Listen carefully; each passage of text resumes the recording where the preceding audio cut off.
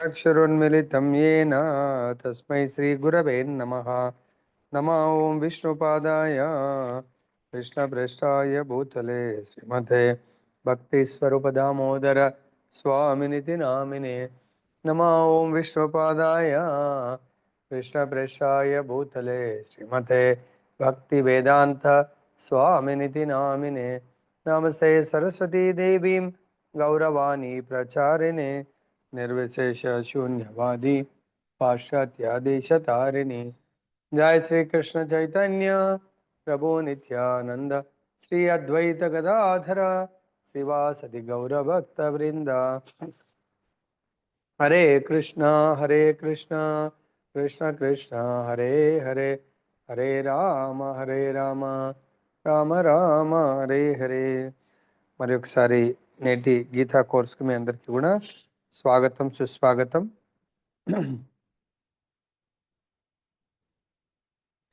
So ఈ 14వ అధ్యాయం మనకు ముఖ్యంగా భగవంతుడు ఈ అధ్యాయం ద్వారా మనందరం నేర్చుకోవాల్సింది ఏంటంటే,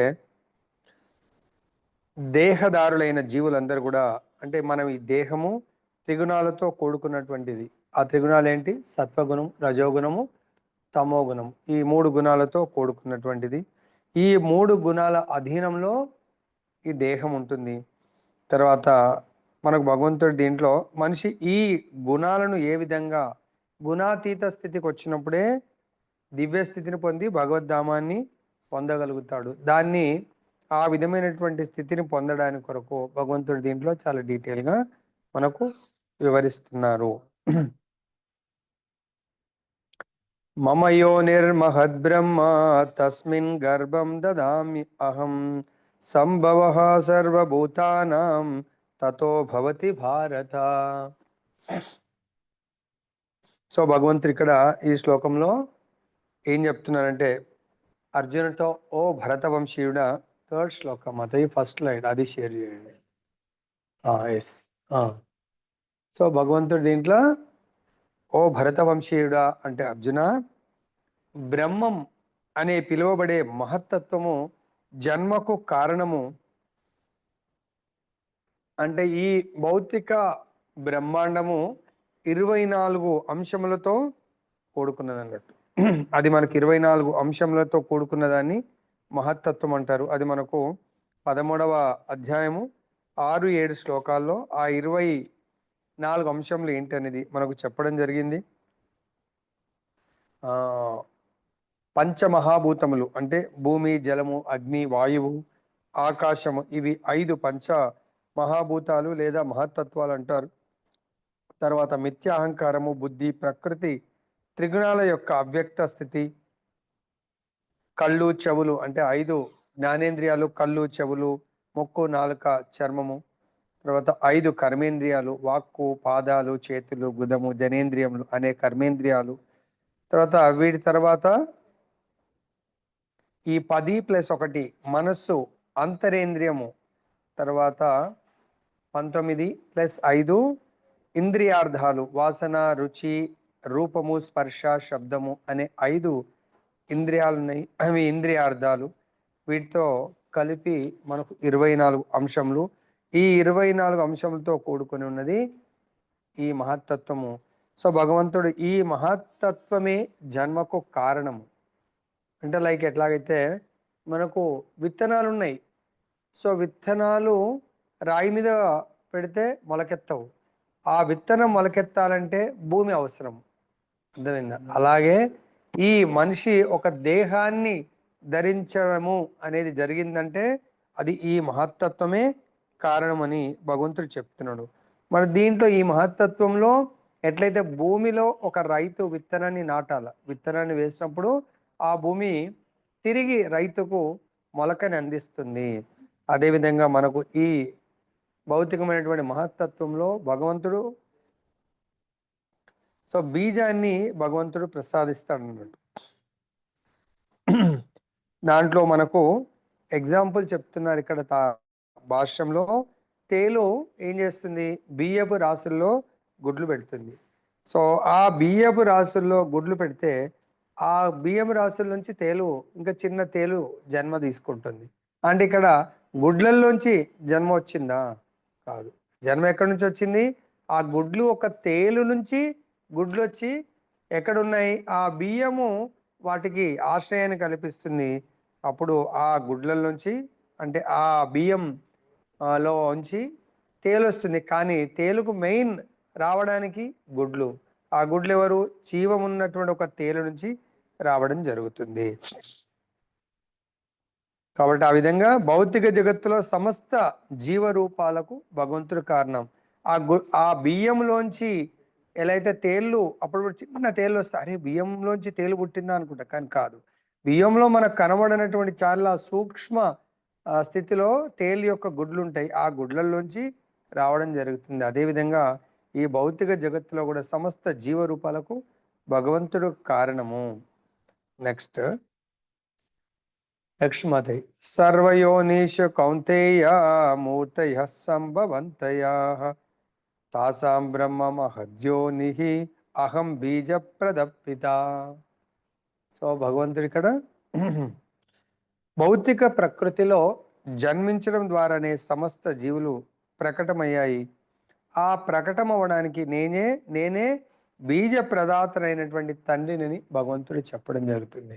సో ఎక్కడున్నాడు భగవంతుడు? ఆయన నుంచి సర్వ బ్రహ్మాండంలో ప్రతి బ్రహ్మాండంలో కూడా మహత్తత్వంతో నిండి ఉంటుంది. దాంట్లోంచి జీవులు సృష్టించడం జరుగుతుంది. అది ఎవరి కృప? భౌతిక ప్రకృతి శ్రీకృష్ణుని బీజ ప్రధానంగానే వల్ల ఈ రూపాలన్నీ సంభవించడం జరుగుతుంది. కాబట్టి మనందరం తెలుసుకోవాలా? లేదండి నాకు బీజ ప్రదత్త మా నాన్న మా అమ్మ కాదండి. సో వాళ్ళ లోపల నుంచి అంటే తండ్రి లోపల నుంచి భగవంతుడు తండ్రి ద్వారా తల్లి యోనిలో ఒక బీజాన్ని పంపించడము, ఆ యోనిలో ఎట్లయితే భూమిలో విత్తనం నాటడం రైతు బాధ్యత, ఆ భూమిలో నుంచి మొలకెత్తినట్టుగా భగవంతుడు అహం బీజ ప్రదాత, ఆ బీజాన్ని ఇచ్చేవాడిని నేనే అని చెప్పేసి మనకు బోధిస్తున్నారు. నెక్స్ట్ సత్వం రజస్తమ ఇతి గుణ ప్రకృతి సంభవా నిబధ్నంతి మహాబాహో దేహే దేహినమవ్యయం. సో ఇక్కడ మనకు లివింగ్ బీయింగ్ ఆ ఎల్లో కలర్ దాంట్లో ఉంది. తర్వాత మెటీరియల్ నేచర్ అంటే కండిషన్. ఒకవేళ ఈ ఆత్మ ఈ మెటీరియల్ నేచర్తో ఎప్పుడైతే కలిసిందో అప్పుడు ఈ మెటీరియల్ నేచర్ దేంతో కూడుకుని? త్రిగుణాలతో కూడుకుని ఉంది. ఈ భౌతిక ప్రకృతి సత్వగుణము, రజోగుణము, తమోగుణం ఈ త్రిగుణాలతో కూడి ఉంటుంది. ఎప్పుడైతే లివింగ్ బీయింగ్ అంటే ఆత్మ ఈ త్రిగుణాలతో సంపర్కం పొందిందో అప్పుడు ఆత్మ చుట్టూ ఈ త్రిగుణాలలో బందీ అవుతుంది ఆత్మ.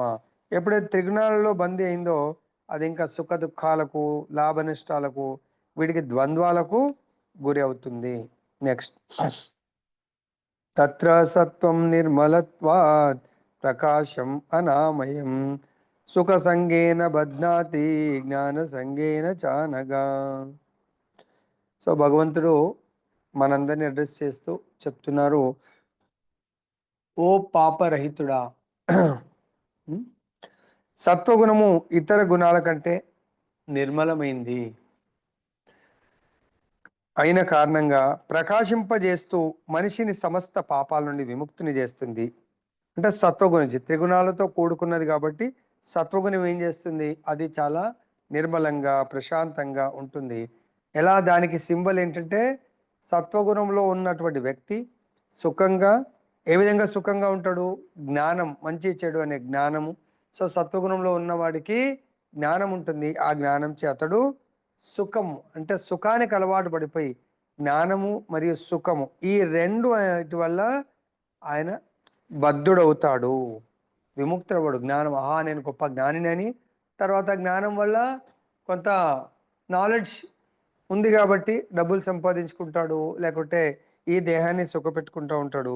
కాబట్టి ఈ రెండిటి వల్ల ఈ బద్ధ జీవితంలో అతను ఈ రెండు తాళ్ళు లాంటివి వాటిచే బద్ధుడవుతాడు. ఆయన నా అంత బుద్ధిమంతుడు తెలివిగలవాడు లేడు అని ఆయనకు కొంచెం అహంకారం రావచ్చు. తర్వాత ముఖ్యంగా ఏంటంటే ఈ రెండు ఎవరి లోపల ఉంటాయి అంటే ఈ రెండు బ్రాహ్మణ ప్రాతినిధ్యాన్ని వహించే అవకాశం ఉంటుంది. కాబట్టి ఎవరి దగ్గర అయితే సత్వగుణం ఉంటుందో వాళ్ళు చాలా మటుకు పాప విముక్తులు అవుతారు. కాబట్టి పాపం ఉండదు కాబట్టి వాళ్ళు దుఃఖాన్ని అనుభవించరు, సుఖాన్ని అనుభవిస్తారు. కాబట్టి ఎవరైతే లాస్ట్ లైఫ్లో పాపాలు చెయ్యకుండా పుణ్యాలు చేస్తే వాళ్ళు పుణ్యకర్మలు అనుభవించడానికి కొరకు వాళ్ళు జ్ఞానంతో పుడతారు, జ్ఞానవంతుల ఇంట్లో పుడతారు. తర్వాత వాళ్ళు కొంత డబ్బు గల వాళ్ళ ఇంట్లో పుట్టొచ్చు. కాబట్టి వాళ్ళు ఇంకా పాపకర్మలు కష్టపడి చేయవలసిన అవసరం ఉండకుండా సుఖ జీవితం గడుపుతూ ఉంటారు. నెక్స్ట్ సత్వగుణం ఈ విధంగా ఉంటుంది. కాకపోతే సత్వగుణంలో ఉన్నవాడు కూడా జన్మ మృత్యుల దాంట్లోనే చిక్కుబడి ఉంటాడు. ఆయన సుఖానికి అలవాటు పడిపోయి ఆ ఆనందాన్ని అనుభవించాలనుకుంటూ ఉంటాడు. నెక్స్ట్ 3 గుణాలు కాబట్టి సత్వగుణము జ్ఞానము మరియు సుఖంతో బంధిస్తుంది. రజోగుణము చూద్దాం నెక్స్ట్. రజోరాగాత్మకం విద్ధి తృష్ణ సంగ సముద్భవం తన్నిబధ్నాతి కౌంతేయ కర్మ సంగేన దేహినాం. మోడ్ ఆఫ్ ప్యాషన్ ఏం చేస్తుంది? Unlimited desires and belongings. తర్వాత మెటీరియల్ ఫ్రూటివ్ యాక్షన్స్. ఇదేంటంటే అపారమైనటువంటి రజోగుణం యొక్క మెయిన్ సింబల్ ఏంటంటే అపారమైనటువంటి కోరికలు. అంటే వాళ్ళ కోరికలకు అంతు ఉండదు అన్నట్టు. నిరంతరం కోరికలు ఎట్లయితే సముద్రంలో అలలు నిరంతరం వస్తూ ఉంటాయో అలా ఈ రజోగుణంలో ఉన్న వాళ్లకు డే నైట్ ఏదో కోరికలు పుడుతూనే ఉంటే ఆ కోరికలు తీర్చుకోవడానికి చాలా పని చేస్తూ ఉంటాడు. ఆయన కామ్య కర్మలలో అంటే ఈ దేహాన్ని సుఖపెట్టడానికి కొరకు ఎన్నో కర్మలు, డే డ్యూటీ చేస్తాడు, నైట్ డ్యూటీ చేస్తాడు, డేలో కూడా రకరకాల పనులు, ఒక్క పనితో సాటిస్ఫై కాడు. ఎంతో ఆయన ఎవరెవరి కొరకు పనిచేస్తాడు? సంతానము, భార్య, ఇల్లు, ఈ విధంగా సుఖమయమైనటువంటి ఇంకా సంఘము, తర్వాత తన యొక్క ఇంకా ఎన్నో రకాలైనటువంటి సంఘాల్లో ఆయన మెంబర్షిప్ ఉండి వాళ్ళల్లో ఏదో సేవ చేస్తూ అంటే వాళ్ళ దగ్గర కూడా గౌరవాన్ని, మర్యాదలను, సత్కారాలను పొంది పేరు ప్రతిష్టను పొందాలనుకుంటూ ఉంటాడు. ఎవరు? ఈ రజోగుణంలో ఉన్నటువంటి వాడు.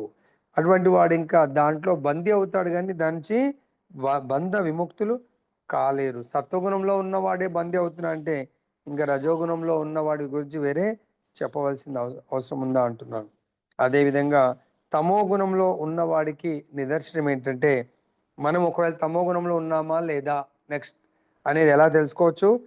అజ్ఞానము, మనము భగవంతుడి యొక్క జ్ఞానం ఉండదు, అజ్ఞానం నుండి పుట్టినటువంటిదే తమో గుణము. సో అందులో ఉన్న వాళ్ళు ఎలా ఉంటారంటే ఈ యొక్క జన్మనే శాశ్వతంగా భ్రమకు గురవుతూ ఉంటారు. సో జీవుణ్ణి బంధించే పిచ్చితనము, సోమరితనము, ముఖ్యంగా తమో గుణంలో సోమరితనము, నిద్ర అనేవి చాలా ఉంటాయి. నిద్ర అంటే వాళ్ళు చాలా లైక్ చేస్తారు. సోమరితనం ఏ పని చెప్పినా కూడా మళ్ళీ చేస్తా, పోస్ట్పోన్ చేస్తూ ఉంటారు. ఈ తమో గుణలో ఉన్నటువంటి వాళ్ళు భ్రాంతికి గురవుతూ ఉంటారు. వాళ్ళు ఎందుకు నిద్ర? నేను ఈ యొక్క శరీరాన్ని సుఖపెట్టడానికే వచ్చాను, శరీరం కష్టపడితే ఇంకేముంది నా జీవితము అని వాళ్ళు చాలా శరీరాన్ని భోగించడానికి కొరకు, అది కూడా ఏంటి భోగించడం, పని చేయరు, శరీరాన్ని డల్ చేయడానికి కొరకు ప్రయత్నం చేస్తూ ఉంటారు. ఆ నేచర్ అనేది తమో గుణం వాళ్ళకు ఉంటుంది. సో ఈ శ్లోకంలో చెప్తున్నారు, మామూలుగా అయితే సత్వగుణంలో ఉన్నవాళ్ళు రోజుకు 6 గంటలు పడుకుంటారు. కానీ తమో గుణంలో ఉన్నవాళ్ళు రోజుకు 10 గంటలు, 12 గంటలు, మోర్ దాన్ 6 అవర్స్. దీంట్లో క్లియర్గా భాష్యంలో చెప్తున్నారు 6 గంటలు నిద్రపోయిన తమోగుణంలో ఉన్న వ్యక్తికి రోజు కనీసం 10-12 గంటలు నిద్రపోతాడు. సత్వగుణంలో, రజోగుణంలో ఉన్నవాడు 6 గంటలు పడుకుంటే తమో గుణంలో ఉన్నవాళ్ళు రోజు కనీసం 10-12 గంటలు నిద్రపోతాడంట. సో తర్వాత అంతేకాకుండా ఆయన సర్వదా చింతతో కుంగిపోయి మత్తు పదార్థాలకు, నిద్రకు అలవాటు పడి ఉంటాడు. ఇవే తమో గుణంలో ఉన్నటువంటి వ్యక్తి యొక్క లక్షణాలు నిదర్శనము. మత్తు పదార్థాలు ఫుల్గా, మళ్ళీ పొద్దున చూస్తే 4 గంటలకు లేస్తాడు, రాత్రి చూస్తే ఫుల్ ఈ యొక్క దేహం ఫుల్ లోడ్ అయి ఉంటుంది. అతన్ని ఏమంటారు? తమో గుణంతో బంధిస్తాడంట. తమో గుణంచే బద్ధుడవుతాడు, బద్ధుడయ్యే లక్షణాలు. Okay, next. ఇంకా సత్వగుణం మనకి ఏమిస్తుంది, ఏ గుణము ఏమిస్తుంది అనేది చూస్తుంది. సత్వం సుఖే సంజయతి రజ కర్మని భారత జ్ఞానం ఆవృత్యతు తమ ప్రమాదే సంజయత్యుత. సో భగవంతుడు చెప్తున్నాడు, ఇందాక సత్వగుణ లక్షణాలు, రజోగుణ లక్షణాలు, తమోగుణ లక్షణాలు తెలుసుకున్నాం. సత్వగుణ లక్షణాలు జ్ఞానము సుఖము, రజోగుణ లక్షణాలు ఎప్పుడు కామ్యకర్మంలో బిజీ ఉంటాడు అన్నట్టు, డే అండ్ నైట్ పని చేయడానికి. ఎందుకు? భార్య, సంతానము, తర్వాత సొసైటీ, వీళ్ళ కొరకు నేమ్ ఫేమ్ తెచ్చుకోవడానికి పని చేస్తూ ఉంటాడు. అదేవిధంగా తమోగుణ లక్షణాలు ఎలా ఉన్నాయి? నిద్ర, రోజుకు 10-12 గంటలు నిద్రపోతూ ఉంటాడు.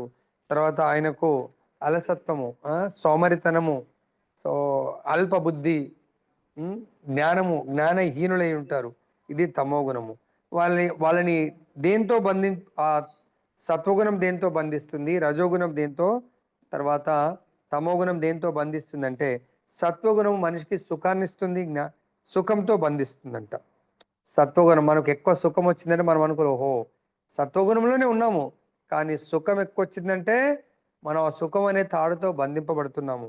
తర్వాత రజోగుణము దేంతో, ఎక్కువ మనకు వర్క్ చేసే ఆపర్చునిటీస్ వచ్చాయనుకొని, వర్క్ చేస్తే డబ్బులు, పని చేస్తే డబ్బులు, చాలా ఆ పని వెనుక మనల్ని పరిగెత్తిస్తుంటుంది. కాబట్టి ఆ కామ్య కర్మలలో 10, 12, 14 ఇంకా ఎక్కువ పని చేస్తాం డబ్బులు వస్తే. కామ్య కర్మ అనే తాడుతో మనము బందీలు అవుతాము, సో బంధింపబడతాము. అదేవిధంగా తమో గుణము జ్ఞానమును కప్పివేసి అతని బుద్ధిహీనతలో, తమోగుణ వ్యక్తులకు జ్ఞానం ఉన్నా అది బుద్ధిహీనతలో అనే తాడుతో బంధించి, సో ఆయనకు ఎటువంటి బుద్ధిని పని చేయకుండా చేస్తుంది అన్నట్టు. ఈ మూడు, సత్వగుణంలో సుఖంతో, రజోగుణము కామ్యకర్మలచే, తమోగుణము అజ్ఞానంచే బంధిస్తుంది మనని. నెక్స్ట్, రజస్తమశ్చాభిభూయ సత్వం భవతి భారత రజసత్వం తమశ్చైవ తమసత్వం రజస్తథా. సో ఇప్పుడు ఈ మూడు గుణాలు మనం ఒక వ్యక్తి పైన ఎలా పనిచేస్తాయనేది చూడాలి. సో సత్వగుణం బంధిస్తుంది, సత్వగుణం ఏమి ఇస్తుంది అనేది చూసాము. ఈ మూడు గుణాలు మన పైన ఏకకాలంలో ఎలా పనిచేస్తాయి? కొన్నిసార్లు ఒక్కొక్కప్పుడు సత్వగుణము రజస్తమో గుణములు ఓడించి ప్రధానమైనదిగా ఉంటుందంట. మన లోపలనే మూడు గుణాలు ఉన్నాయి. కొన్నిసార్లు ఏమవుతుంది, ఆ రెండింటి వెనకకి నెట్టేసి సత్వగుణము ప్రధానంగా కనబడుతుంది. అప్పుడు సత్వగుణంలో మాట్లాడతాము, సత్వగుణంలో కర్మలు చేస్తాము, సత్వగుణానికి సంబంధించిన మాటలు వినడానికి ఇష్టపడతాము, సత్వగుణానికి సంబంధించి చూస్తాము. మన ఫుడ్ కూడా సత్వగుణం సంబంధించినటువంటి ఫుడ్ తీసుకుంటాం. లైక్ ఎగ్జాంపుల్, సత్వగుణం ఏదైనా టెంపుల్కి వెళ్ళామనుకోని, టెంపుల్లో భగవంతుడి దర్శనం చేసుకుంటాం, భగవంతుడి వినాలనిపిస్తుంది, భగవత్ ప్రసాదము, సాత్వికంగా మనం ఉంటాము, సాత్వికంగా మాట్లాడతాం, సాత్వికంగా కర్మలు చేస్తాం. ఇంకొకసారి ఇది ఎప్పుడు సంభవిస్తుంది మన జీవితంలో? పొద్దున 4 గంటలకు లేస్తే సత్వగుణ కర్మలు చేయగలుగుతాం. మార్నింగ్ మనం అట్లెట్ల ప్రభుజీ మనం అది మనం చేస్తుంది సత్వగుణంలోనే. విశుద్ధం అంటే అంత చైతన్యంలో ఉండాల. సో కాబట్టి సత్వగుణం పొద్దున మనకు సూర్యోదయానికి ముందు ఏదైతే కర్మలు చేస్తామో అది సాత్వికంగా ఉంటాయి. సో రజోగుణం ఎప్పుడైతుంది, మిగతా సత్వగుణ తమో గుణాన్ని వెనకకి నెట్టి రజోగుణము కొన్నిసార్లు లీడ్ చేస్తుంటుంది ఈ దేహం. రజోగుణం లీడ్ చేస్తున్నప్పుడు మనం ఎట్లా గుర్తించాలా, ఇది రజోగుణం లీడ్ చేస్తుందా లేదంటే, వాళ్ళు ఎంత చెప్పినా కామ్య కర్మలు బిజీ, ప్రభుజీ నాకు పనుంది, ప్రభుజీ నాకు పనుంది, నాకు ఫస్ట్ పనే ముఖ్యము, పని తర్వాతనే అన్ని అంటాడు. ఎవరు? రజోగుణంలో ఉన్నటువంటి వాడు. డే టైం నువ్వు ఎంత పెద్ద ప్రోగ్రామ్ అనే పెట్టు, వస్తా ప్రభుజీ, ఎప్పుడు వస్తాడు? ప్రోగ్రామ్ దాదాపు అయిపోయేటప్పుడు వస్తాడు అంటూ.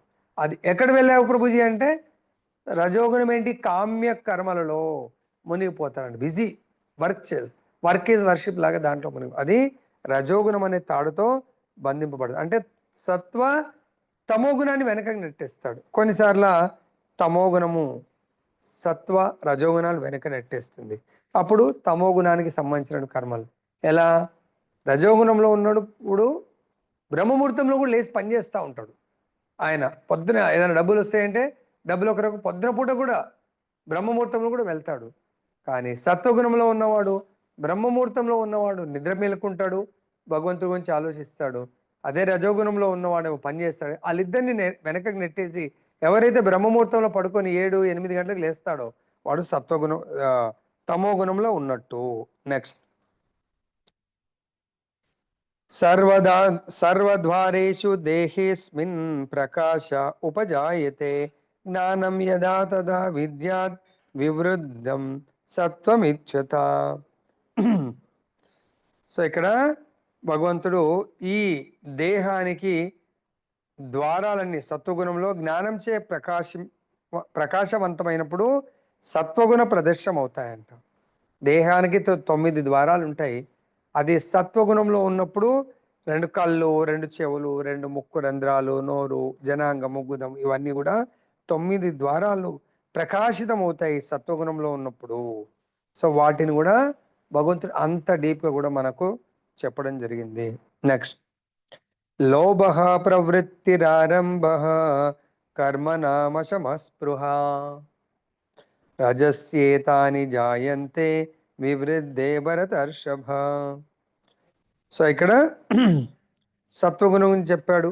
రజోగుణం తమోగుణం ఏంటంటే, రజోగుణం మన లోపల అంటే ఈ దేహం లోపల రజోగుణం ఉందా లేదా చూడాలి అనుకున్నప్పుడు వాళ్ళకు అమిత భౌతిక వ్యక్తుల పట్ల, భౌతిక విషయాల పట్ల, భౌతిక వస్తువుల పట్ల, భౌతిక అన్నీగా భౌతిక భోజనం పట్ల కానీ అమిత ఆసక్తి, కామ్య కర్మలు. దయచేసి మీరు, మీ ప్రభుజీసు, మీ పిల్లలు దేంట్లో ఆసక్తి ఉందో దీన్ని బట్టి చూడండి. వాళ్ళు రజోగుణంలో ప్రభుజీ మా ప్రభుజీ చాలా భక్తి చేస్తాడు, కానీ దేని పట్ల ఆసక్తి ఉంది? కామ్య కర్మల పట్ల తీవ్ర యత్నం. డబ్బు డబ్బు డబ్బు, అనపరాని కోరిక, అత్యాశ అనే లక్షణాలు వృద్ధి చెందుతాయి. రజోగుణంలో ఉన్నవాళ్ళు కోరికల్ని బలవంతంగా అణిచివేయాలని కూడా అణిచివేయలేకపోతారు. అత్యాశ ఉంటుంది. ఆశకు వాళ్ళకు లిమిట్లెస్. కామ్యకర్మలు అంటే ఈ భోగాన్ని కొన్ని వాళ్ళు కూడా కొన్నిసార్లు సుఖపడరు.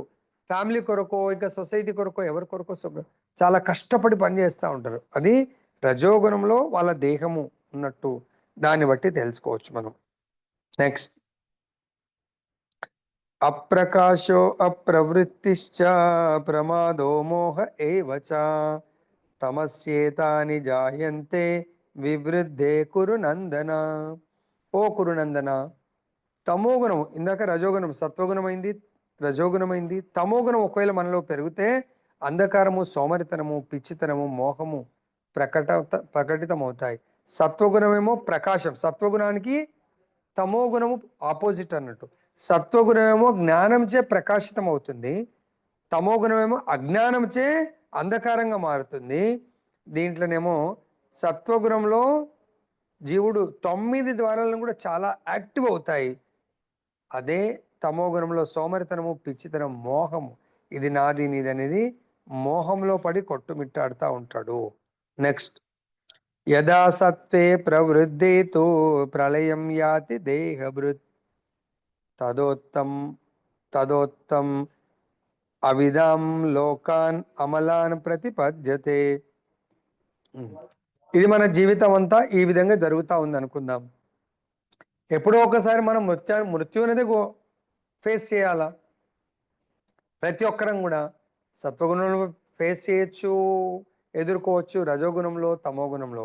ఒకవేళ మనిషి సత్వగుణంలో మరణిస్తే మహర్షులు విశుద్ధమైన ఉన్నత లోకాలను పొందుతాడు. సో ఎవరైతే మహర్షులు ఉన్నత లోకాలను తపస్సు చేసుకుంటూ ఉంటారో అటువంటి లోకాలను పొందగలుగుతాడు. సత్వగుణంలో ఉన్నవాడు బ్రహ్మలోకం లేదా జనోలోకం వంటి ఉన్నత లోకాలను పొంది అక్కడ దేవతలు అనుభవించే సుఖాలను అనుభవించవచ్చు. తర్వాత అమలాన్ అనే పదము ప్రధానమైంది. రజోగుణం తమోగుణం నుండి విముక్తి అయినట్టిది ఈ సత్వగుణము. సో కాబట్టి సత్వగుణంలో మరణిస్తే అట్లీస్ట్ మహర్షులు, మహాభక్తులు ఉండేటువంటి ఉన్నత లోకాలు వెళ్ళడం మాత్రం గ్యారంటీ. తర్వాత నెక్స్ట్, రజసి ప్రళయం గత్వా కర్మ సంగిషు జాయతే తథా ప్రలీనస్తమసి మూఢ యోనిషు జాయతే. ఒకవేళ ఎవరైనా రజోగుణంలో మరణిస్తే వాళ్ళు చాలా పని చేస్తూ చేస్తూ మరణిస్తారు. ఆ పని యొక్క ఫలాలను అనుభవించలేదు. కాబట్టి ఆయన తిరిగి మళ్ళీ ఈ పనిని అంటే కర్మలను ఇష్టపడేటువంటి జన్మలను తీసుకుంటాడు.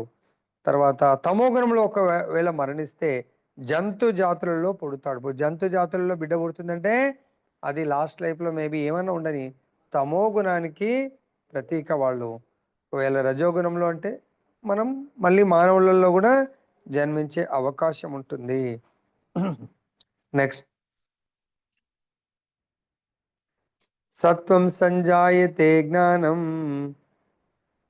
రజసో లోభ ఏవ చ ప్రమాదమోహౌ తమసో భవతో అజ్ఞానమేవ చ. సో ఇక్కడ మనకి ఏం చెప్తున్నారంటే mode of goodness real knowledge, mode of passion greed, mode of ignorance madness and delusion. So సత్వగుణం నుండి నిజమైన జ్ఞానము వృద్ధి అవుతుంది. సత్వగుణం నుంచి మనం ఏం తెలుసుకోవచ్చు? జ్ఞానం అంటే మనకు జ్ఞానాన్ని, భగవద్ జ్ఞానాన్ని. సో ఎవరైతే ఇష్టపడుతూ ఉంటారో వాళ్ళు సత్వగుణంలో ఉన్న వాళ్ళు మాత్రమే జ్ఞానాన్ని ఇష్టపడతారు. జ్ఞానం వాళ్ళ లోపల డెవలప్ అవుతుంది. అదే రజోగుణములో ఉన్న వాళ్ళు ఎలా గుర్తించవచ్చు? లోభి, పిసినారితనము, అంతా నాకే కావాలా, పని చేస్తాడు కానీ ఆ పని యొక్క క్రెడిట్ కానీ పని వల్ల వచ్చే డబ్బులు కానీ తనే భోగించాలనుకుంటాడు కానీ ఒక్కడికొక్క రూపాయి దానం చేయడు అన్నట్టు. ఏది? ఈ రజోగుణంలో ఉన్నాడు. ఇప్పుడు మనము క్లాస్ అయిన తర్వాత అడుగుతాం, మన అందరము రజోగుణంలో ఉన్నామా సత్వగుణంలో ఉన్నామా? మనం చెక్ చేసుకో, చెక్ పాయింట్స్. మనం సపోజ్ ఇంతకు పూర్వం మనకు జ్వరం వచ్చిందంటే ఖచ్చితంగా డాక్టర్ దగ్గరికి వెళ్ళేవాళ్ళం. ఎందుకంటే ఈ థర్మామీటర్ ఇవన్నీ మనకు లేని కాలంలో. సో ఈ జ్వరం వచ్చిందంటే అమ్మో డాక్టర్ దగ్గర, మన ఏరియాలో ఉన్నటువంటి డాక్టర్ దగ్గరికి. ఈరోజు దాదాపు ఫస్ట్ ఎయిడ్ అంతా కూడా ఇంట్లోనే ఒక చిన్నపాటి ఫస్ట్ ఎయిడ్ మెడికల్, ప్రతి జ్వరానికి నొప్పులకు ఇవన్నిటికి కూడా ట్యాబ్లెట్లు పెట్టుకుంటున్నారు. ఫోన్ చేసి వాళ్ళు ఇంత ఉన్నదంటే ఏం వాడాలా అవన్నీ కూడా మెడికల్ కిట్ అదంతా పెట్టుకొని వాళ్ళే ట్రీట్మెంట్ చేసుకుంటున్నారు. సో అదేవిధంగా మనం సత్వగుణంలో ఉంటే మన లోపల జ్ఞానము వృద్ధి చెందుతుంది. అదేవిధంగా రజోగుణం ఉంటే లోభము. దయచేసి ఇప్పటికైనా అర్థం చేసుకో, నా దగ్గర ఉన్నాయి డబ్బులు కానీ ఒక్క రూపాయి నేను ఇవ్వను. ఎందుకు? అది నాకు రేపటికి పనికి వస్తుంది, నాకు కానీ నా పిల్లలకు కానీ. ఒకవేళ అది ఖర్చు పెట్టాలన్నా నా పర్సనల్ నాకు నేమ్ ఫేమ్ ఏమన్నా వస్తుందా? నేమ్ ఫేమ్ రానటువంటిది. లేకుంటే ఒక రూపాయి పెడితే 10 రూపాయలు వస్తుందా నాకు? ఇలాంటి ఆలోచన అంతా కూడా రజోగుణానికి సంబంధించింది. తమోగుణం అనేది మూర్ఖత్వము, పిచ్చితనము, మోహం అనేది తమోగుణం నుండి డెవలప్ అవుతాయి.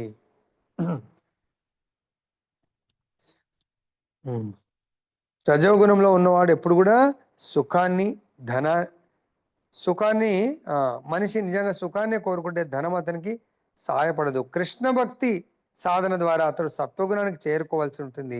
మనిషి రజోగుణంలో ఉన్నప్పుడు మానసికంగా అశాంతితో ఉండటమే కాకుండా అతని వృత్తి, వ్యాపారం క్లేశకరంగా మారుతాయి. రజోగుణంలో ఉన్నవాడి యొక్క వృత్తి, వ్యాపారం అన్ని కూడా ఆయనకే బాధల్ని ఇస్తాయి కానీ సుఖాన్ని ఇవ్వలేవు.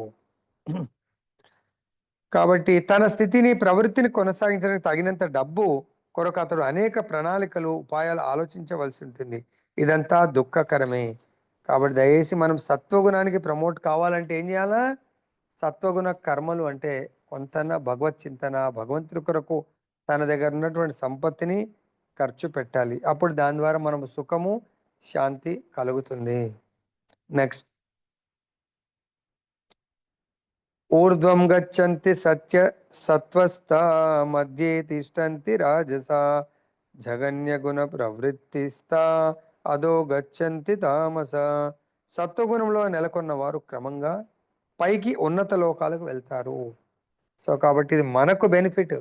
సత్వగుణంలో కర్మలు చేయటం అంటే ఇతరులకు సాయం చేయాలి. ఇతరులకు అది కూడా ఏం సాయం చేయాలా?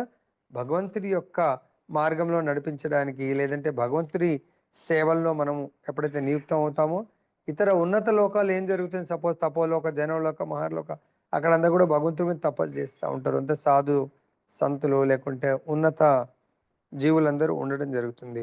రజో గుణంలో ఉన్నవాళ్ళు భూలోకంలోనే నివసిస్తారు. అతి దుష్టమైన తమో గుణంలో ఉన్నవారు నరక లోకాలకు వెళ్తారు. ఈ ముగ్గురు సత్వగుణంలో ఉన్నవారు ఊర్ధ్వలోకాలకు వెళ్తారు. రజోగుణంలో ఉన్నవారు మర్త్యలోకమైనటువంటి భూలోకంలో జన్మిస్తారు. అదేవిధంగా తమో గుణంలో ఉన్నవారు నరక లోకాలకు పతనము చెందుతారు. ఇది గుర్తుపెట్టుకోండి.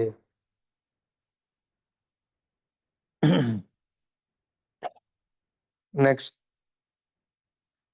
నాణ్యం గుణేభ్య కర్తారం యదా ద్రష్టానుపశ్యతి గుణేభ్యశ్చ పరం వేత్తి మద్భావం సో అధిగచ్చతి.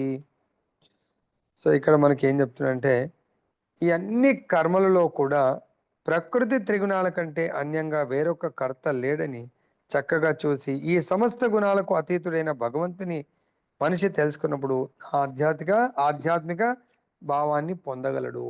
సో ఇక్కడ ఫైనల్గా కన్క్లూజన్ ఇస్తున్నారు.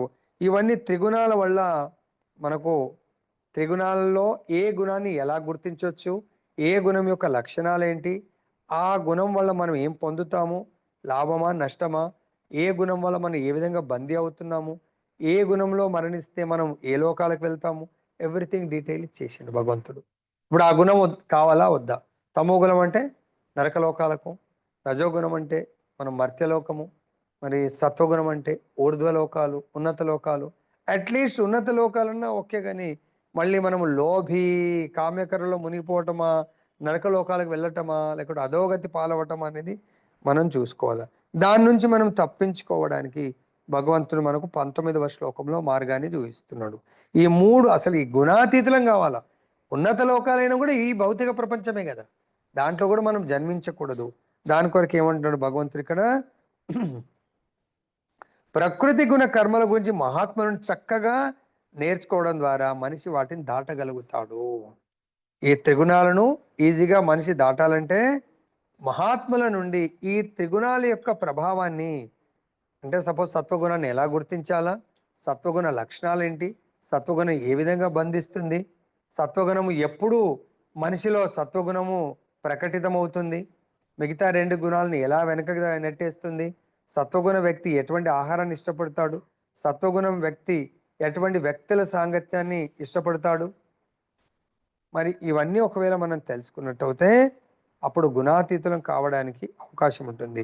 ఏ విధంగా అది మనకు మనందరికీ కూడా కృష్ణం వందే జగద్గురు, కృష్ణుడు జగత్తుకు గురువు.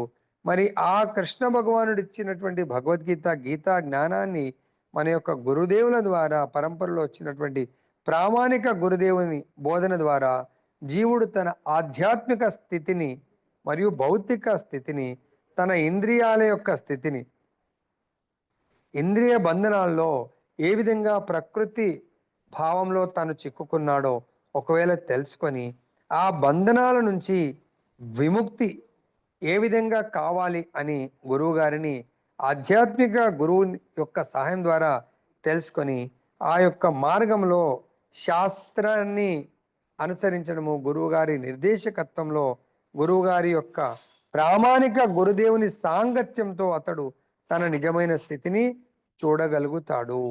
అటువంటి అవగాహన ద్వారా అతడు పూర్ణ కృష్ణ భక్తి భావంలో స్థిరుడయ్యే అవకాశం ఉంటుంది. ఎలా ప్రభుజీ? ప్రామాణిక గురువు ఏం చేస్తాడు? ప్రతి ఒక్క జీవుని కృష్ణుడి యొక్క సంపూర్ణ శరణాగతుడిగా చేసి, ఎవరైతే కృష్ణుడికి శరణాగతి పొందుతారో వాళ్ళని మాయ టచ్ చేయదు. కృష్ణ సూర్యసమ మాయార అంధకార్, యహా కృష్ణ తహా నాహి మాయార అధికార్. కాబట్టి నిజమైన శుద్ధ భక్తుడు తను నమ్ముకున్న వాళ్ళని ఎప్పుడు కూడా కృష్ణ చైతన్యంలో కొనసాగించేట్టుగా ప్రయత్నం చేస్తూ ఉంటాడు. నెక్స్ట్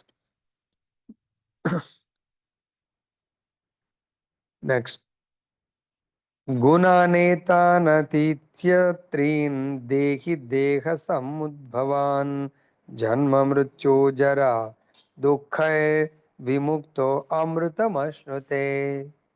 చాలా అద్భుతమైన శ్లోకం ఇది. భగవంతుడు చెప్తున్నాడు, దేహదారి ఎవరైతే దేహాన్ని ధరించారో ఆ దేహదారి భౌతికంతో కూడుకున్నటువంటి ఈ త్రిగుణాలను ఎప్పుడైతే దాటుతాడో జన్మము, మరణము, ముసలితనము మరియు వాటి దుఃఖాల నుండి విముక్తుడై ఈ జన్మంలోనే అమృతమును ఆస్వాదిస్తాడు. అక్కడ రాధాకృష్ణులకు ఏ విధంగా ఒక పూజారి భగవంతుని ఏ విధంగా సేవిస్తా ఉన్నాడు అంటే, దేహదారి కేవలం కృష్ణ భగవానుణ్ణి సేవించడం వల్ల త్రిగుణాతీతుడు త్రిగుణాల నుండి దాటగలుగుతాడు. త్రిగుణాల నుండి దాటడం వల్ల మనకు లాభం ఏంటి అంటే మనము జన్మ మృత్యు జరా వ్యాధి దుఃఖ దోషాను దర్శనం, ఈ జన్మ మృత్యు ముసలితనం వ్యాధుల నుంచి మనము దాటగలుగుతాము. సో అన్లెస్ అంటిల్ మనము భగవంతుని శరణాగతి పొందకపోతే మనము దాటలేము. నెక్స్ట్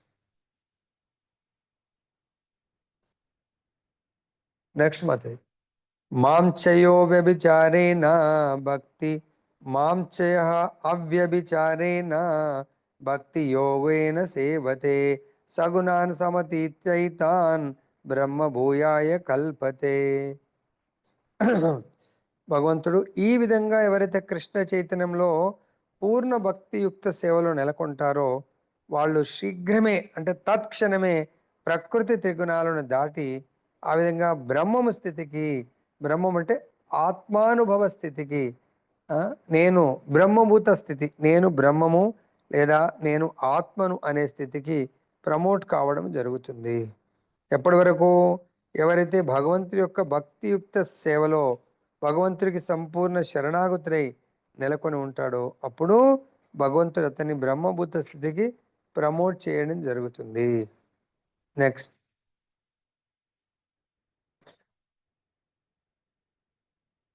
బ్రహ్మణో హి ప్రతిష్టాహం అమృతస్యావ్యయస్య చ శాశ్వతస్య చ ధర్మస్య సుఖైస్తైకాంతికస్య చ. సో ఇక్కడ ఏమంటారు?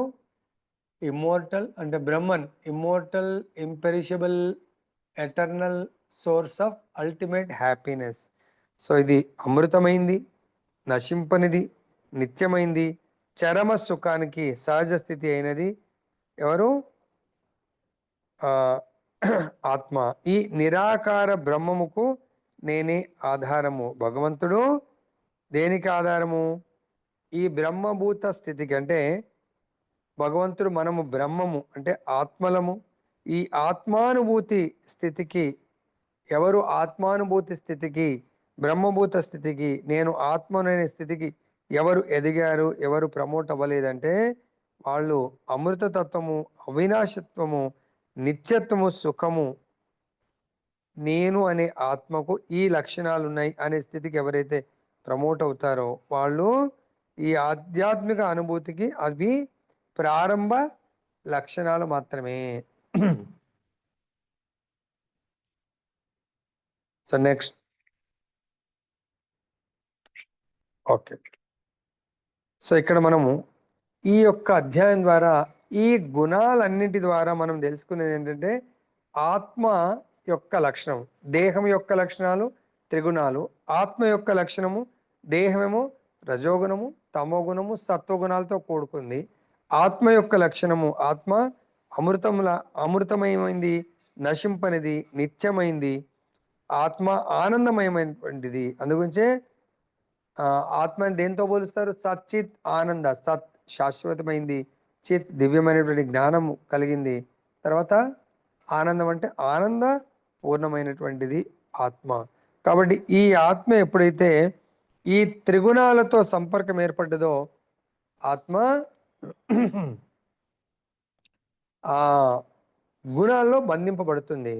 ఎప్పుడైతే ఈ గుణాతీత స్థితి అంటే భగవంతుడితో సంపర్కం అంటే భౌతిక త్రిగుణాలు అంటే భగవంతుడి యొక్క మాయతో సంపర్కము, భగవంతుడితో సంపర్కం అంటే మాయాతీతము, త్రిగుణాతీతం అన్నట్టు.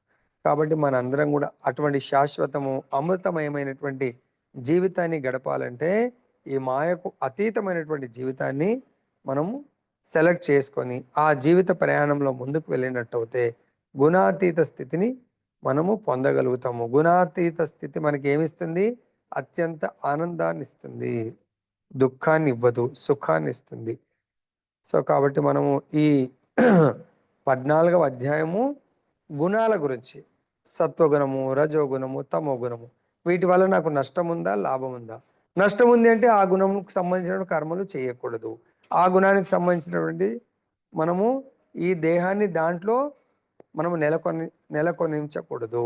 అంటే సపోజ్ సత్వగుణంలో ఫుడ్ తీసుకోవడం వల్ల మంచిదే కదా అంటే సత్వగుణం కాదు, మనిషి తీసుకోవాల్సింది విశుద్ధ సత్వము. మరి సత్వ విశుద్ధ సత్వానికి తేడా ఏంటి? విశుద్ధ సత్వం అంటే కేవలం భగవంతుడి ప్రసాదం. సత్వగుణం అంటే సాత్వికమైనటువంటి భోజనము. తర్వాత సత్వగుణ కర్మలు అంటే ఓకే, తను ఇతరులకు హాని చేయకుండా మంచి చేస్తూ, సో ఓకే, ఆ, తను పీస్ఫుల్గా ఉంటూ, సో ఇతరులని ఇబ్బంది పెట్టకుండా, ఎక్కువ పనుల పట్ల ఎక్కువ ఆరాట పడకుండా ఉండటం. అదే విశుద్ధ సత్వం. ఆ శుద్ధ సత్వంలో కర్మలు కంప్లీట్ భగవంతుడి కొరకు కర్మలు చేయడం అన్నట్టు. అదే ఈ విధంగా మనము మన యొక్క కర్మల్ని కానీ ఈ యొక్క గుణాలను అర్థం చేసుకొని, ఏ గుణం, సపోజ్ ఎవరన్నా ఆల్రెడీ చెప్పాము, నిద్ర అంటే చాలా ఇష్టం అనుకోండి, ఆయన 6 గంటల కంటే ఎక్కువ పడుకుంటే ఆయన తామసిక గుణంలో ఉన్నట్టు. 6 గంటల కంటే తక్కువ పడుకుంటే 6 గంటల కంటే తక్కువ పడుకుంటే ఏమన్నట్టు? మనము సత్వగుణంలో ఉన్నట్టు పడుకుంటే. కానీ ఆ మిగతా టైంలో మనము భగవంతుడి యొక్క 6 గంటల కంటే తక్కువ పడుకొని పొద్దున్న లేస్తున్నాము, కానీ లేచి మనం చేయవలసింది భగవంతుడికి సంబంధించిన కర్మలు చేస్తే అది సత్వగుణంలో, శుద్ధ సత్వంలో ఉన్నట్టు. సో ఇప్పుడు దీంతో ముగిద్దాం. जय बोलो ग्रंथराज श्रीमद् भगवद गीता की जय। श्री श्री राधारमण लाल की जय। जगन्नाथ बलदेव सुभद्रा महारानी की जय। गौर निताय भगवान की जय। जगत गुरु श्रील प्रभुपाद की जय। श्री श्रीपाद गुरु महाराज की जय।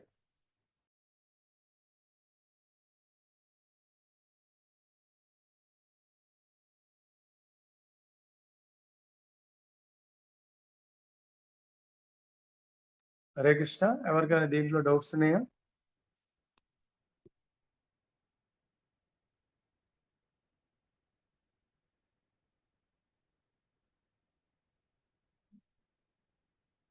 ఇంగ్లీష్